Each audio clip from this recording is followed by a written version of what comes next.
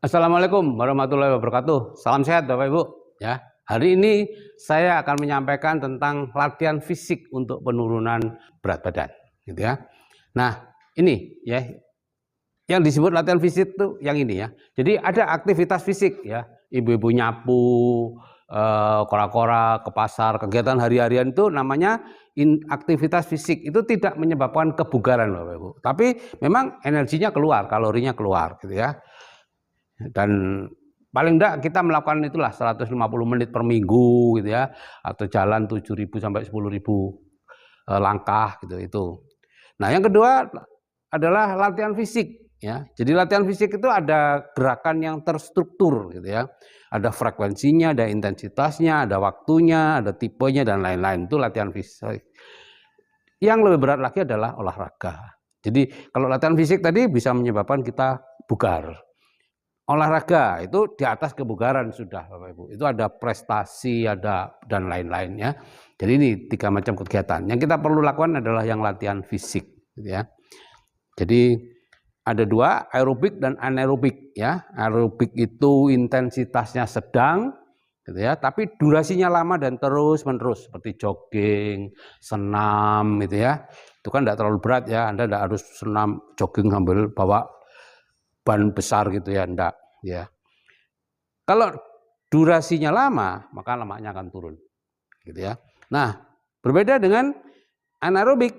Anaerobik itu intensitasnya yang tinggi, yaitu berat ya, semakin berat semakin bagus ya. Durasinya pendek ya. Latihan beban misalnya atau senam penguatan otot ya, semakin berat bebannya semakin bagus.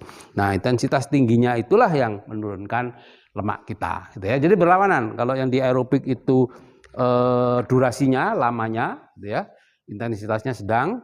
Kalau di latihan anaerobik lamanya pendek sih, durasinya pendek, tapi yang penting adalah intensitasnya tinggi. Itu yang bisa menurunkan kadar lemak. Nah, ini tipe-tipe latihan fisik itu ada 4 ya. Pertama latihan otot kardiovaskuler, terus-menerus, kemudian intensitasnya sedang ya sampai rendah itu. Tapi harus terus-menerus. Nggak boleh 20 menit terus berhenti istirahat dulu, lakukan lagi. Enggak, itu nggak bisa gitu ya. Sorry, saya nyebut menit karena itu setiap orang berbeda-beda ya. Terus yang kedua adalah latihan otot rangka, ya, latihan beban. Nah, itu ada istirahat, ya. Latihan beban berat, istirahat 1 menit, latihan lagi, istirahat lagi, latihan lagi, istirahat lagi. Yang ketiga adalah latihan fleksibilitas, ya. Itu dengan stretching, jadi kelenturan daripada otot-otot, kelenturan dari sendi-sendi, kelenturan dari ligamen-ligamen, ya. Itu dengan stretching, ya. Macam-macam begini gerakannya, macam-macam lah stretching itu ya. Yang keempat untuk keseimbangan, itu seperti yoga, kemudian one leg step seperti ini latihan ini dan seterusnya gitu ya. Nah, sekarang berapa frekuensinya untuk latihan? Tergantung dari Anda, beginner atau permulaan.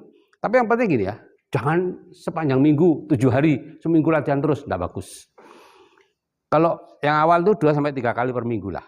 Kemudian yang sudah mulai 3 sampai 4 kali per minggu, nah barulah kemudian 4 kali seminggu atau lebih gitu ya, tapi jangan lebih dari 7 hari seminggu gitu ya. Jadi tergantung ya, kalau kurang bugar ya kurang dari 2 bulan ya. Bugar atau enggak Anda dihitung nafas, Anda sendiri yang hitung ya. Jadi artinya kalau sudah melakukan gerakan nafasnya ngos-ngos ya berarti itu batas kebugaran Anda gitu ya. Gitu ya. Jadi Anda sendiri yang tahu ya. 2 kali seminggu ya, otot ya kardionya cukup bugar ya 3 kali seminggu gitu ya. Kalau sangat bugar ya bisa 4 sampai 5 kali seminggu ya. Jadi ini bisa diukur ya. Karena dari sini nanti berhubungan kan yang mengawali itu tentu kurang bugar ya. Yang penting ini patokannya nafas. Anda sendiri yang tahu. Sudah ngos-ngosan apa enggak?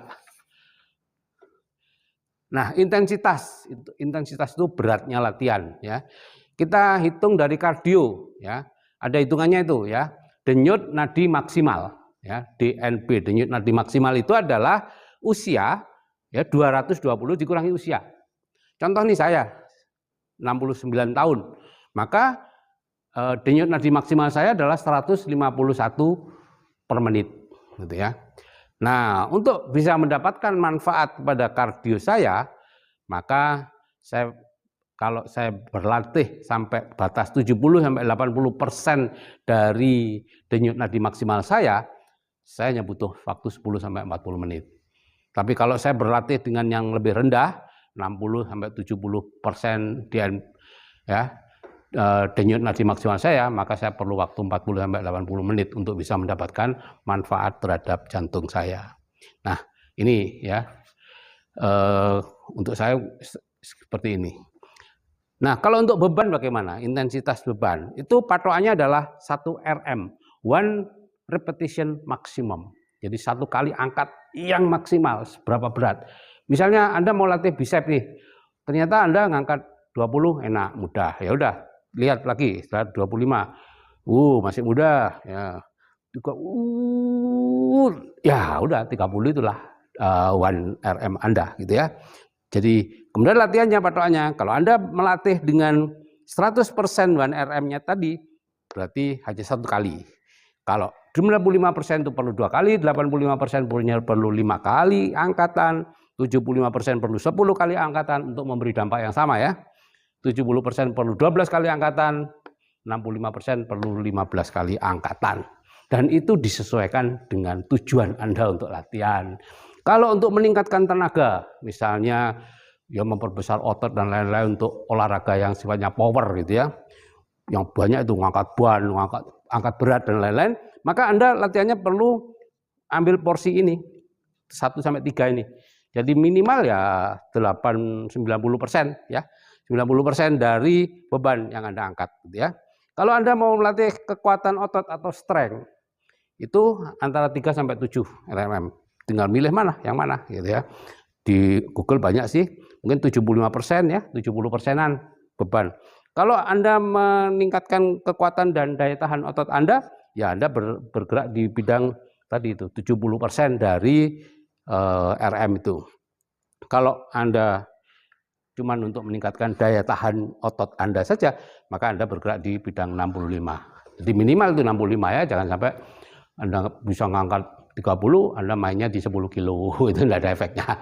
Ya, minimal 65% dari 1 angkatan yang berat. Nah, caranya seperti ini, latihan, istirahat, latihan, istirahat, latihan. Berapa kali tergantung tujuannya tadi itu ya. Nah, sebaiknya pakai coach ya, jangan latihan sendiri ya. Apalagi kalau Anda latihan di sini. Ini kemarin ada yang meninggal karena kejatuhan barbel ya. Ada itu. Nah, sekarang durasi waktunya. Kalau kardio itu menggunakan 3 ini, pemanasan dulu, kemudian latihan, baru pendinginan.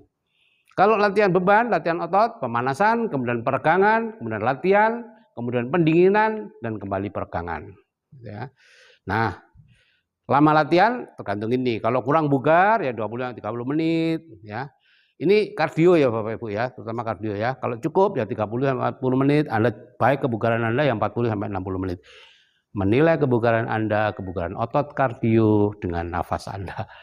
Anda sudah megap-megap, sudah tidak bisa ngomong lagi, enggak, itu batasnya. Ya. Dan ada lagi latihan yang namanya HIIT ya. Ini hanya untuk orang yang sudah sudah bugar. Kalau belum bugar jangan coba ini ya. Nanti Anda bukan bugar tapi pules.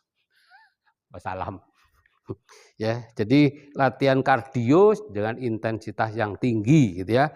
Contoh ya, 1 putaran itu 6 menit. Ya, 30 menit, 30 detik berlatih, 30 detik istirahat, 30 detik berlatih, 30 detik istirahat. Lari kenceng atau apa, push up yang cepat atau apa ya. Pokoknya dengan kecepatan tinggi selama hanya 3 detik. Nah, ini dalam waktu 6 menit itu sudah bisa mewakili latihan selama berjam-jam ya dengan ini. Tapi ya tadi hanya untuk perawatan bagi mereka yang sudah bugar. Oke, saya kira itu yang bisa saya sampaikan tentang pelatihan fisik untuk penurunan berat badan. Dan yang penting adalah tadi Anda perlu coach, perlu komunitas. Kalau enggak hampir pasti stop di tengah jalan gitu ya. Terima kasih. Assalamualaikum warahmatullahi wabarakatuh. Salam sehat dari saya, Sigit Setiawadi.